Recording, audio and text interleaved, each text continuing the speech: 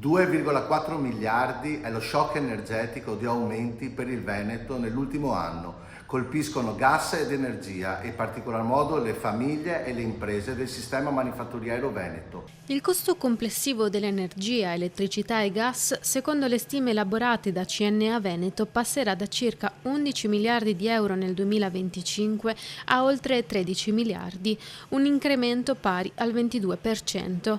Il gas brucia di più ed è infatti quello a segnare il rincaro più pesante, più 28%. L'energia elettrica, pur rimanendo la voce dominante nella spesa energetica regionale, cresce del 19%.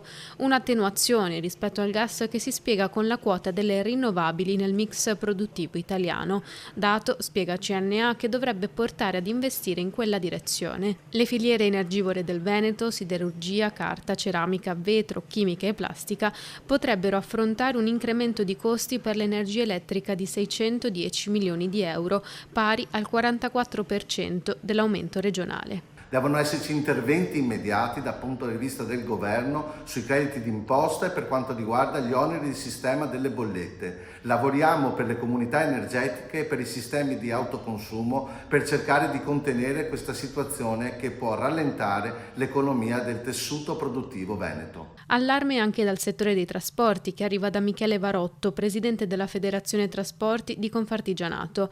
Le imprese venete, dice, sono già in crisi di liquidità, allo stesso tempo si trovano a fronteggiare costi del gasolio sempre più elevati. L'Universo Trasporti in regione conta quasi 7.000 imprese artigiane che danno lavoro a oltre 15.000 persone.